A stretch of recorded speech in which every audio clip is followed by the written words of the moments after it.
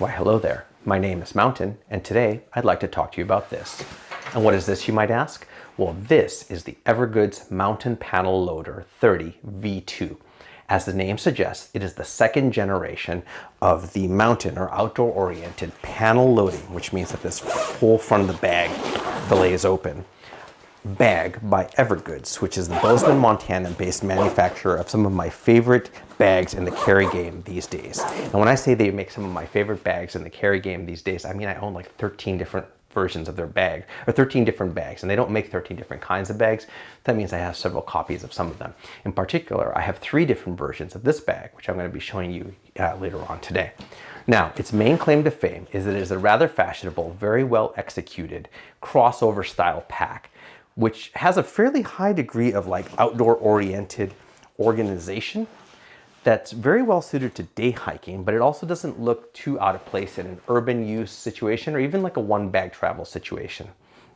On the other hand, its main weaknesses is probably the overall set of compromises that it had to make when they kind of designed a crossover bag. So for example, there's this metal stay in the middle that makes it a little bit less usable for EDC use. The bag is a little bit heavy and maybe not quite as supportive as you might like for outdoor use.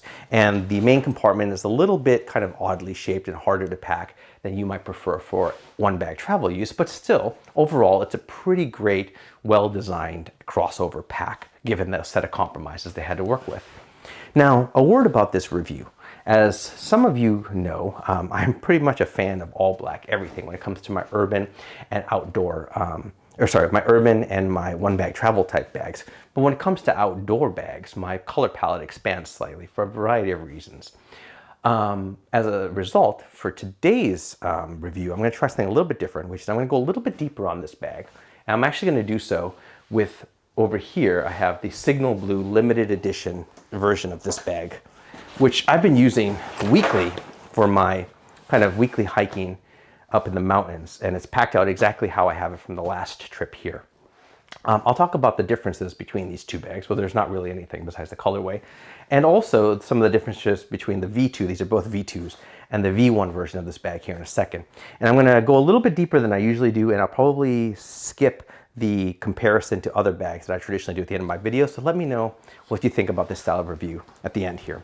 Now, before I get into the actual review, I've had this V2 in black, I don't know, maybe 3 months? It's kind of hard to tell. Somewhere around 3 months, I think.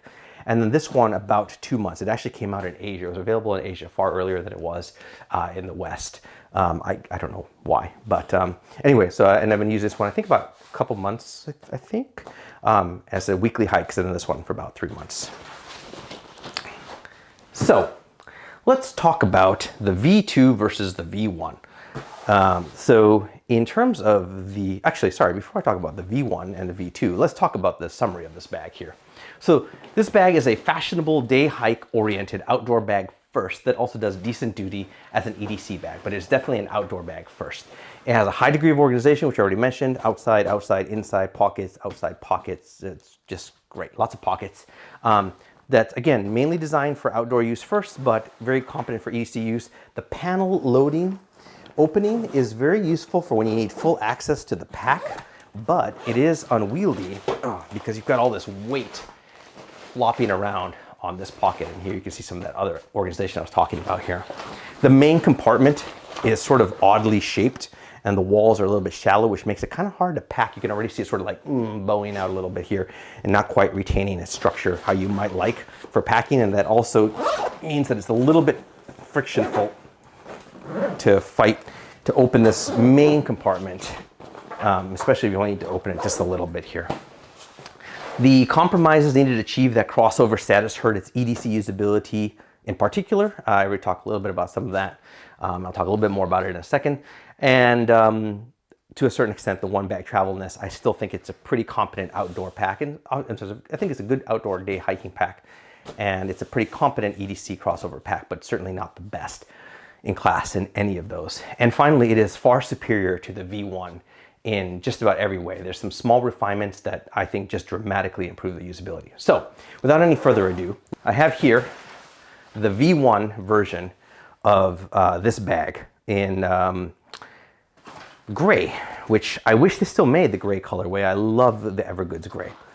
The main differences between this bag, number one, the original V1 had these really aggressive hip wings here. You can see they jut way out, and it came with these non-removable waist belt. And there were a myriad of problems with this design. Starting with, this was quite narrow, and so a lot of people found it very uncomfortable. For me, it was okay, but I didn't enjoy it. It wasn't a great experience. These hip belts, or sorry, these big wings have these pockets on the outside, but they're so flat and tight, especially when you're wearing them, because usually they're kind of bowed out a little bit. Like they were basically unusable. You couldn't really access them while you had the pack on your back. And then this waist belt was unremovable, which was non-removable, which means you can't wear this bag really in an urban setting. There's not even a good way to kind of dangle it because of the way it juts out here. It would just be hitting your legs. So a lot of people resorted to tucking it into these pockets, which is really all it was good for, and it just kind of looked ugly and janky, and it was not great. This one does completely away with it. You have a removable waist belt, which is great. And then on top of that, you don't have these big wings anymore, that you do kind of retain the spirit of the wings in these small little, very flexible fabric protrusions, which I like. Another thing that's different about these bags, water bottle pockets. This one has two glorious external big capacious water bottle pockets. This one had none, and that surprising was a surprising omission for a outdoor oriented bag. Another small but important change in the original V1, this was just a big empty kangaroo dump, or big empty dump pocket. This one still has the same pocket, but they have a key leash for your keys in here, which is great because when you get to the end of the trail or back to the trailhead, you can just grab your keys out of here. It's very easy to access. Whereas this one, you had to like open the bag, and I think it was tucked inside of one of, it's inside of this dump pocket, or inside of this internal pocket here, and it was a much shorter key leash, and the clip was not as nice. Another thing that I think is different, and a nice difference as well, is the bottom shaping of the bag. Now I do have the waist belt kind of buckle here, but you should still be able to see. Like you can tell already by looking at the bottom of the bag, this one has a big flat piece, whereas this one has some more shaping to it. And if you look at them in the side profile, you're gonna be able to tell that, let's see if I can get them to line up. Here we go. You can see that the angle and the rake on this is far more aggressive than this one. That means that in practice, actually, the V1 was very hard to pack at the bottom of this bag here. It had this super deep, super aggressive angled, narrow little triangle, which you just really couldn't get anything inside of very usefully. Whereas this one is a little bit flatter, a little bit easier to kind of load and make good use out of that space with here. This one was. It still doesn't stand up on its own, but it's a lot flatter and easier to get stuff in here and make meaningful use of that bottom part here. So in terms of the differences actually between the V2s in the signal blue colorway, which is what this one is, and the black V2, which is the only colorway that's available in besides signal blue, the V2s at this moment, there's no differences other than this one is a bright, brilliant X-Men blue. And then this one is not. And they even color match the hardware, which I love, like everything down to the sternum straps and the hardware, and then the straps themselves are all color matched blue. The inside is still that same traditional Evergoods gray on both of these bags here. If I can open them here, both of them have that same gray interior here. A word about the signal blue collection. So it's really, really, really, really blue. It's very, very bright blue. I would not personally imagine you can wear this blue in any kind of urban setting. Obviously the black one will work fine, both outdoors, urban, travel, whatever. But as a dedicated outdoor pack, I think it looks amazing. Like I said, usually you want to wear brighter colors. I mean, it depends, but usually I wear brighter colors when I'm out. A lot of hikers and outdoors people will be wearing a brighter color. So I think it looks amazing in that setting. I can't imagine wearing it in a more urban setting anyway. But very, very good. Very nice color blue, if that's your thing. So now, let's talk about the exterior of the bag. I mentioned already it does not stand up on its own. It spends a lot of time either on this side of its or this side, and not very much on this side here because you usually have stuff in its pockets. That means that you will get some, let's see if we can get this focus. It's kind of hard to get it to show up on camera. We have some dirt here. We have some dirt at the bottom, you know, because I've been, you know, like I said, I've been using this bag. But actually, given how much I set down this bag and how much I throw it against rocks or whatever, I'm not gentle on this bag. I'm surprised that very little like dirt on here. Most of it brushes right off.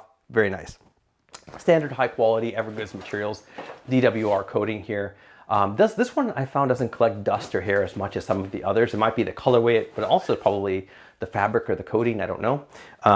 Some of the, you know, earlier Evergoods bags were notorious for collecting like lint and pet hair and stuff, and this one, dirt kind of just comes right off. The bag has this structure that it's sort of like built. Here's the main pocket. And then you see on top of it, we've got this other layer where it's another kangaroo pocket. And then on top of that, there's another dump pocket here. So it's like a pocket on pocket on pocket. And then when you combine that with the structure of the bag, which is sort of long and sort of tapered, or sort of tapered at the bottom, but kind of curved, you know, on the side. It has this built-in curve due to the stay. And then this kind of pocket on pocket on pocket. And then you have this suspension system, which is always high and tight on the Evergoods bags. It really pushes this load high and tight up on your back. I found that with the straps that kind of lock into place quite well, this gives you a really nice way of carrying stably a pretty, you know, decent, I guess, load when you're kind of scrambling or going up a very steep grade or whatever, or if you're working really hard and going uphill. I find it's actually quite stable. I like that actually a lot about this bag. It's definitely a high and tight type bag, but it kind of puts the load up on top, on top, on top, on top. Which is nice. It's a nice feeling here. The other things to say, I think, about the structure of the bag are, I already mentioned the curve and kind of the tapering and pockets, pockets, pockets. So I think the only other thing to say about this bag is that the length is a little bit long and it doesn't get any short, it doesn't squish down because there's a metal stay in it.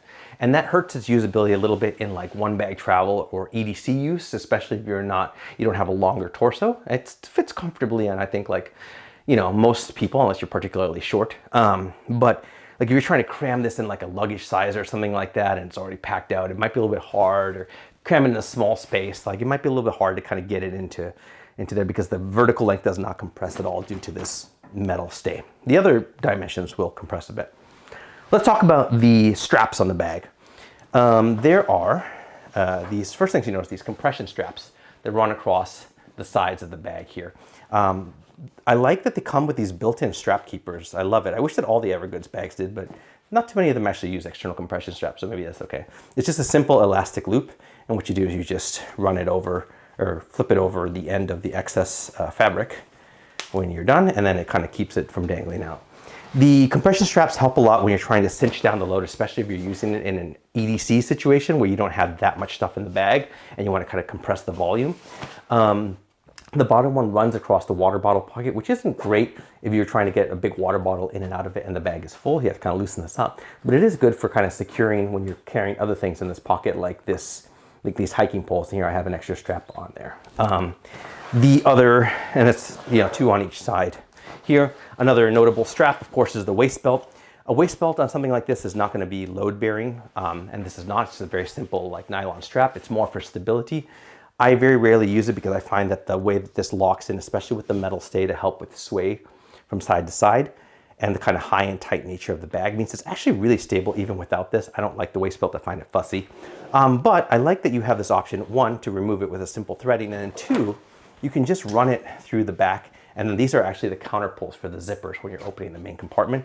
But what I do is I thread the excess through here and then buckle it like that. It's out of the way, doesn't get damaged, and it's still there, quickly deployable if you need it.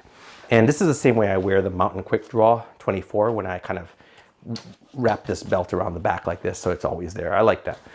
Again, just more for stability control, but I don't really feel it's that necessary. Other handles or straps on the bag.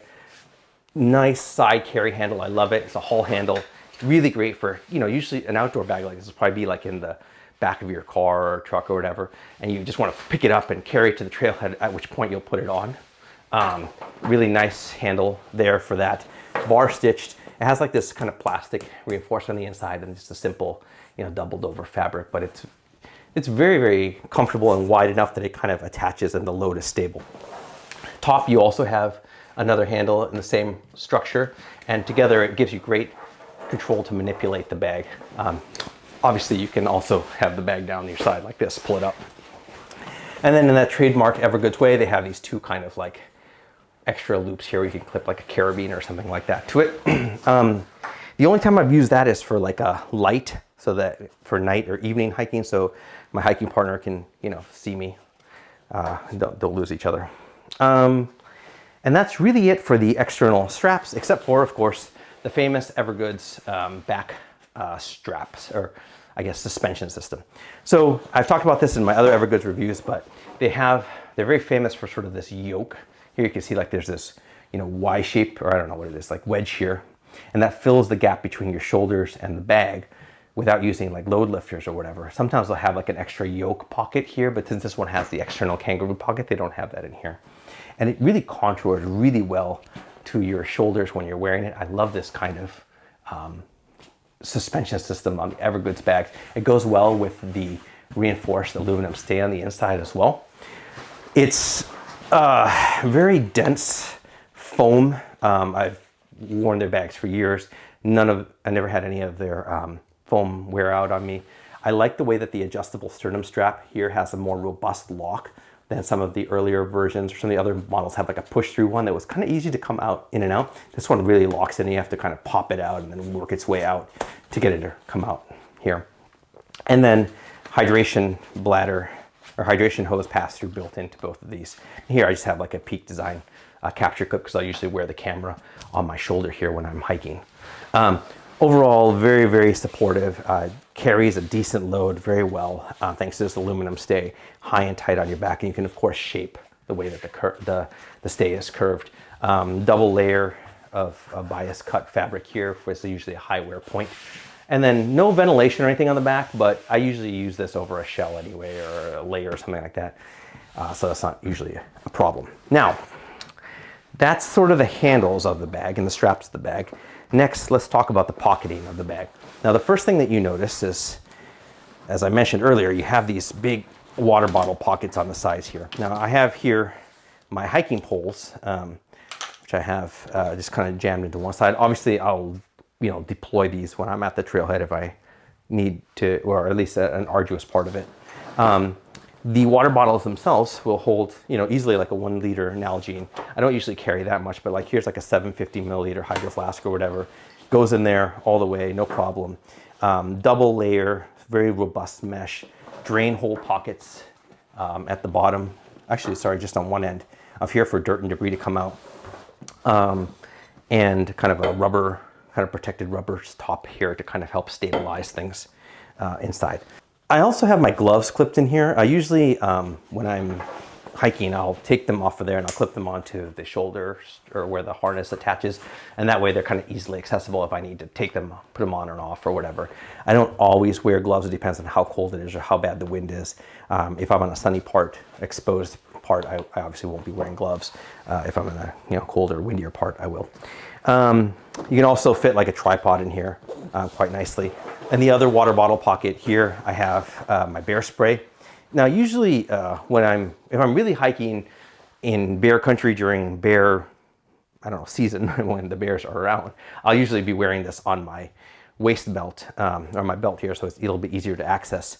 The bears are hibernating, and there's not usually too many bears around now, so I'll kind of be a little bit bad, and I'll just keep it tucked into there, where again it's sort of accessible, but probably you don't want to be carrying in there too much. The other pocketing that is obviously visible on the front is this front kangaroo pocket, and it's nice, and it's got this nice dimensioning here. The 30 liters is distributed across these different pockets and compartments, and they all have like some pretty, you can see some pretty decent dimension to them. And in here I just have like a compass, some toilet paper, a map, and like a first aid kit. Another common use for a kangaroo pocket like this is going to be for like a shell, like a weatherproof shell or something like that. I have a shell inside because I tend to carry my shells on the inside here. But for example, if I were to take this is an Atom LT, which is not a shell, it's a puffy, or it's a mid layer, I guess, insulating layer.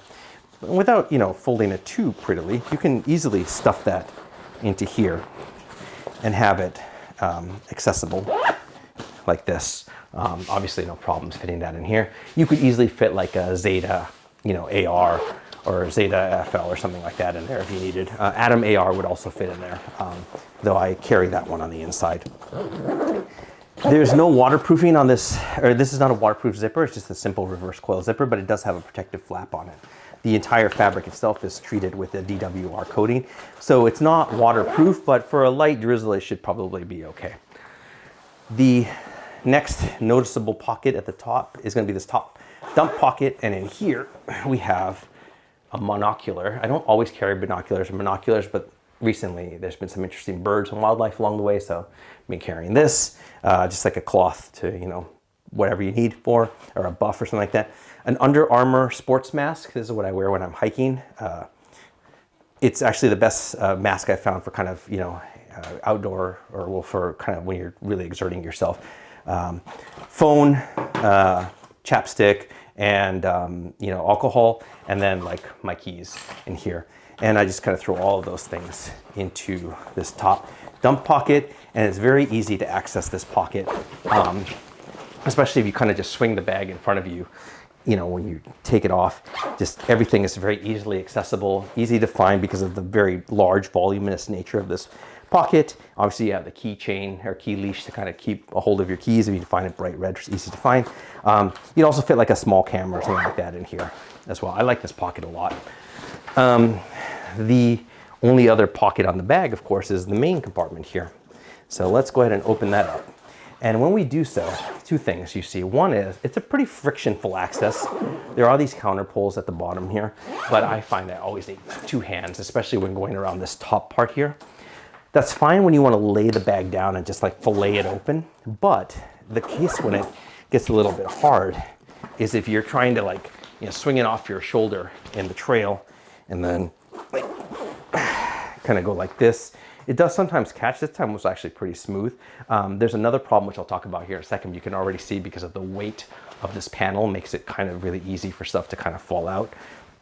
You're a little bit unwieldy, but it is a slightly frictionful access. It's okay, I think, for the most part. It is a robust number 10 YKK reverse coil zipper, so, you know, can't be helped. I'm glad they use that kind of robustness, especially for a panel loading pack like this. You don't want this to fail, but you know, again, a bit of friction of access if you just want to grab something from in your pack really quickly when you're on the trail or whatever. Flipping it open, you see this heavy weight of the main panel. And this is one of the main weaknesses of the bag because you've got 1, 2, 3, 4 pockets all on this panel, and that means it's really easy for it to flop down. But remember, I have like my phone or maybe a camera or a binocular or something in here. So you don't want that to hit the ground very hard because it will break. I've broken a phone like that in the past, which really sucks. But, you know, when you want to see everything in the bag, it's great. So let's talk about very briefly what I have in here. So on the inside front pocket of the bag here, I have this top admin. I use it as an admin pouch. I just have like my wallet and it's like coins or whatever. Other little odds and ends might be in there. And then this main pocket here, this flat pocket with this mesh, it has a little bit of dimension. This one also has a little bit of dimension. I have like my, you know, kind of, I call it my gentleman day hike kit. And I say gentleman kit because usually if it were a more serious hike, I would have a lot of this stuff more externally accessible, like a knife, you know, like the flashlight, the lighter, or whatever would be in a more accessible spot. But I don't really intend to use, these are relatively easy-ish hikes, comparatively speaking. So I don't expect to be using most of these, so that's fine to keep them all shut down here in a waterproof night eyes pouch. A couple of masks here. One nice touch that the V2 has that the V1 does not is there's this pouch here on the inside, and what you can do is you can put your phone or something like that in here, and then when you shut it, it keeps it from falling down, and the zipper here kind of keeps the phone from sliding out. I really like that. It's a clever touch, nice bit of organization there, in my opinion. So if we were to then, let's go ahead and throw this stuff back in here really quickly. And if we were to then move on to the main compartment of the bag, you're going to see one of the problems right away, which is the side walls of this bag are pretty floppy, and there's some weird shaping going on, which I'll show you in a second. And that means it tends to kind of like splay open when you have stuff in it, and it's a little bit hard to load. And that's unfortunate, I think. There's no padding or anything on the sidewall, so they will do this. Let's talk about briefly what I have in here first. This is an Atom LT, as I mentioned. Usually I'd be wearing something like this, but you know, I store it here when I'm not actually out there hiking. And then inside I have like a, you know, here's a 500 liter 500 milliliter microlight flask.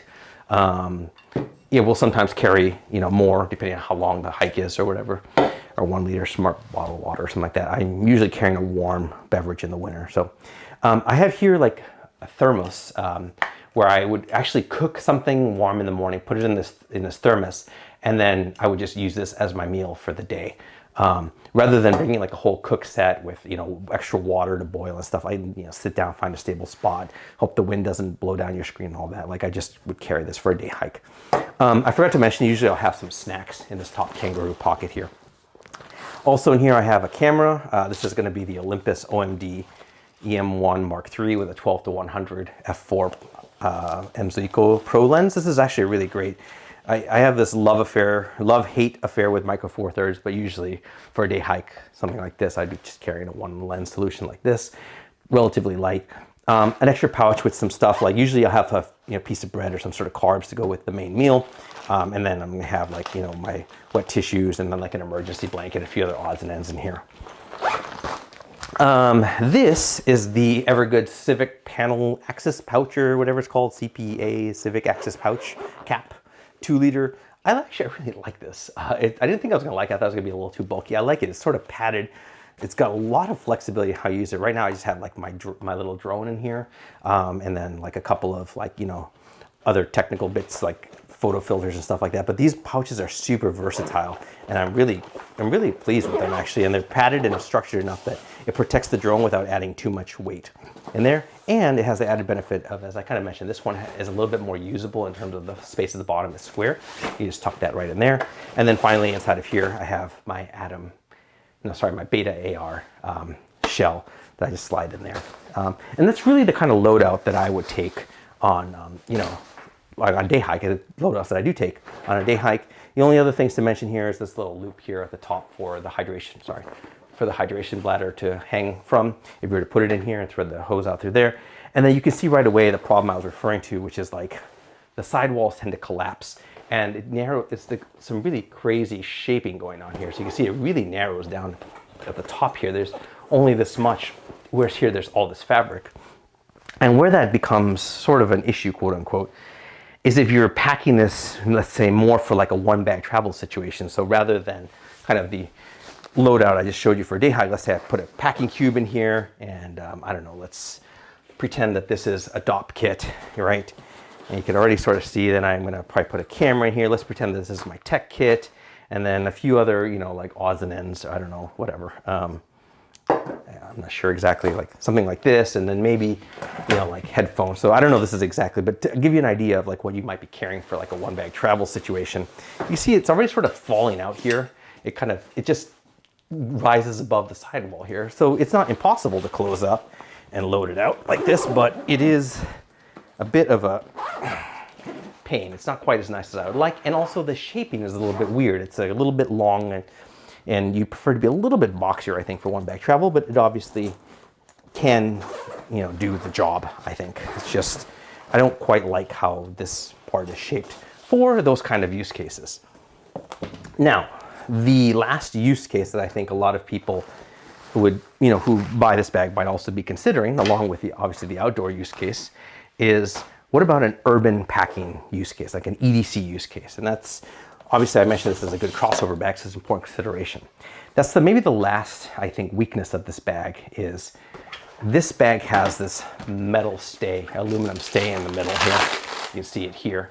It's removable, but if you remove it, the frame sheet is too floppy, so I don't recommend you do that. And this is where you're supposed to put this hydration bladder pouch, where you're supposed to put the laptop, and you can. It has these little cutouts at the bottom for the laptop corners to work out, and it's fine. The bag has some flex so that, you know, the bag curves. You can see it's curving here, but the laptop stays straight. Now the problem is you have this metal aluminum stay here that pokes, it puts pressure across the back of the laptop. And as long as the bag isn't too loaded out, that's okay. But if you start putting a bunch of stuff on here, like if you pack out the bag near capacity, or even starting to get, which the main compartment near capacity, remember the 30 liters is distributed across all of these pockets, so it's not that big. It starts to put pressure on this laptop, and it scares me. I've seen some marks on the V1 version of this where I had a laptop in there, and I saw some marks on the back. It didn't break, but if you were to put something like an iPad Pro or something like that in there, or iPad in there, I could see that breaking with some pressure on there, so you have to be careful. Anyway, like an urban EDC type of situation like that, put a laptop in here, another Civic Access pouch with like some more, you know, urban stuff. Let's say a pair of headphones, maybe a keyboard and a laptop stand, maybe you know, a water bottle like that. And then in here, instead of like, for example, the Gentleman EDC kit, we would put like, for example, let's say like a toothbrush, notebook, and maybe a Kindle or something like that. Throw that in there. I think in this top pocket here, we already have our wallet and our coins, and we'll throw like some masks and maybe like AirPods or something like that in there. And then probably we would remove, I think, the monoculars and like the, you know, whatever, the buff, and keep probably like a mask and like your phone in here, and keys and whatnot. And then that's more or less, I think, going to give you like a standard EDC loadout for this bag. Let's remove the what do you call it, the gloves here for a second. That's going to be like a standard EDC loadout for a bag like this. You can see it doesn't come anywhere close to filling that out. But if you had like a puffy jacket or something like in there, then you're going to start to fill that out a little bit more. You can just cinch down these straps a bit like this. Then you have a very competent, although slightly long and slightly unwieldy, everyday use backpack that you can still, you know, kind of comfortably, you know, access from, well, you can see those zippers caught a little bit, you know, from the cafe or the coffee or the co-working space or whatever. The only thing, again, is this laptop is a little bit dubious, but so it is. Anyway, that sort of wraps up my look at the Evergoods Mountain Panel Loader 30 V2. If you have any questions about this bag, go ahead and leave them in the comments below. And if you have any bags you would like me to review, go ahead and leave those in the comments below. And if I own it, I will review it. Thank you very much.